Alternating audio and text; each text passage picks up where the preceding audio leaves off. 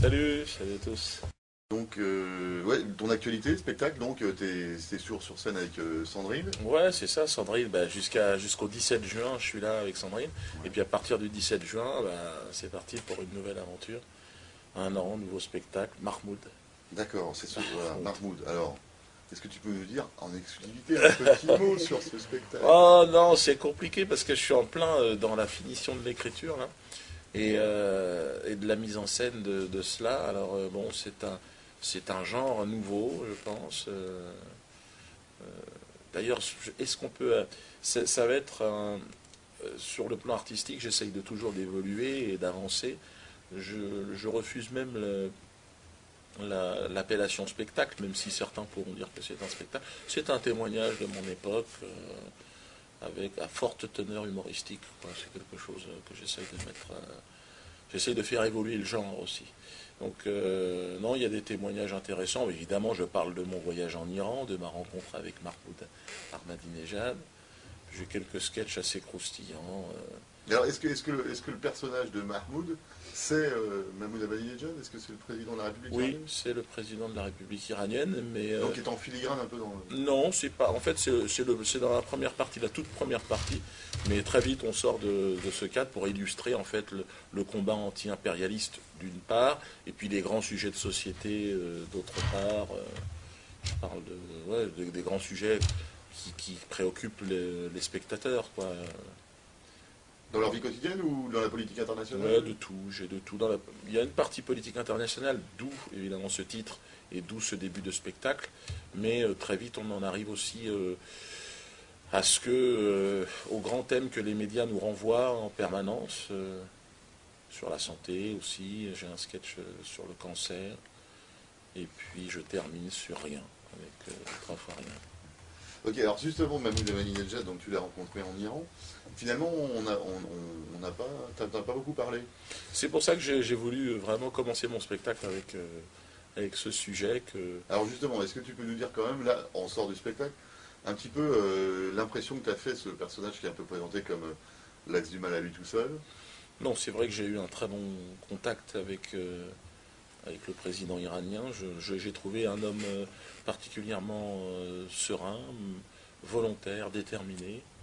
Et voilà, la sérénité, c'est ce que une grande sérénité, une grande sagesse en fait dans son discours et puis dans sa posture, dans son regard, calme, serein. Est-ce qu'il t'a paru être quelqu'un de ouvert? Parce qu'il est souvent présenté comme quelqu'un d'intolérant, fanatique. Qu'est-ce que t'en...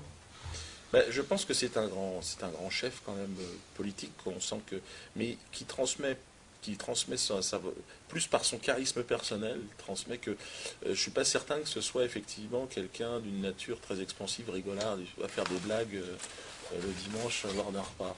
Je pense que c'est quelqu'un qui transmet en fait son charisme et sa volonté et sa détermination par sa présence. C'est vrai qu'il a une très très forte présence. Une certaine puissance. Oui. En opposition, par exemple, avec le président français, qui n'a absolument aucune présence, mais qui est plein d'artifices, de montres. Il est obligé de combler tout. C'est tout autour de lui, il met des choses, du bruit, des pétards, des femmes nues. Enfin, bon. On sent qu'il a besoin d'occuper l'espace par autre chose que son propre charisme personnel, qui, il est vrai, est assez inexistant. Même s'il a un côté un peu Groucho Marx, un peu amusant et burlesque. Mais je trouve que c'est... non, le président iranien, c'est tout l'inverse. C'est,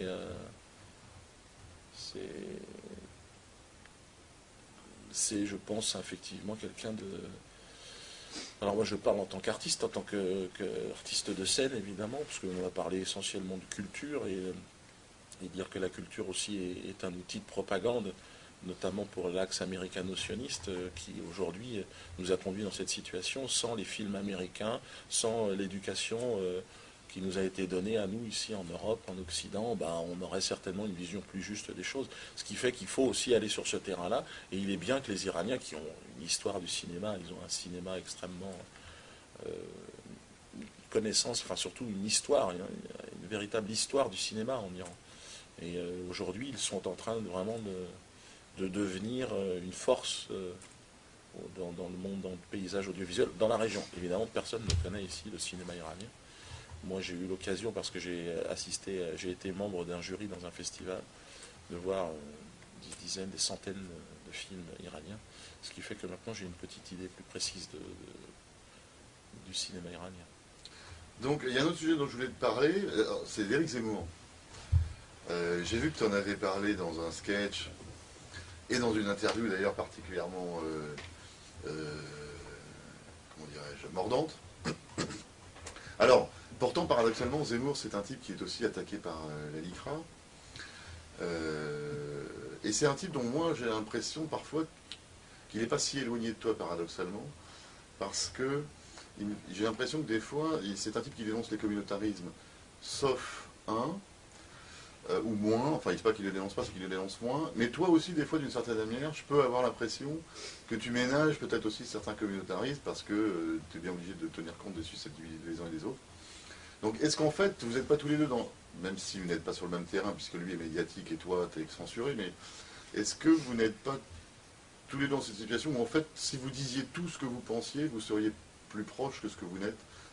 Est-ce que vous êtes vraiment si opposé que ça? Et comment est-ce que tu te positionnes par rapport à ceux qui lui font procès? Est-ce que, par exemple, tu envisagerais d'aller à son procès s'il est poursuivi jusqu'au bout par la LICRA pour le défendre au nom de la liberté d'expression? Bref, est-ce que tu n'as que des... C'est pas seulement au nom de la liberté d'expression que je me déplacerai au tribunal pour défendre Éric Zemmour, c'est parce que, en l'occurrence, en tant que quotient moral, il a, soi-disant, stigmatisé, injurié, je ne sais pas si c'est de l'incitation à la haine encore, de la diffamation, je ne sais pas, en tout cas la communauté noire. Et c'est en tant que noir, à ce moment-là, que je pourrais me déplacer pour dire que non seulement je ne me suis absolument pas senti personnellement, particulièrement, on va dire, visé par ces déclarations, que j'ai tout simplement trouvées incomplètes. C'est tout. Donc j'aurais simplement voulu apporter à ce moment-là, lors de ce tribunal, un peu plus de précision sur la population carcérale, en expliquant qu'effectivement, pour les miettes, c'est-à-dire vraiment les petits délits, on a effectivement une population, on va dire, afro-européenne extrêmement présente. Puis plus on monte en fonction des différents délits, par exemple, il y a beaucoup moins d'afro-européens. Et dans les énormes délits, notamment les délits financiers, là, il n'y a quasiment plus aucun afro-européen. Et on a une très très grosse proportion de Français d'origine israélite.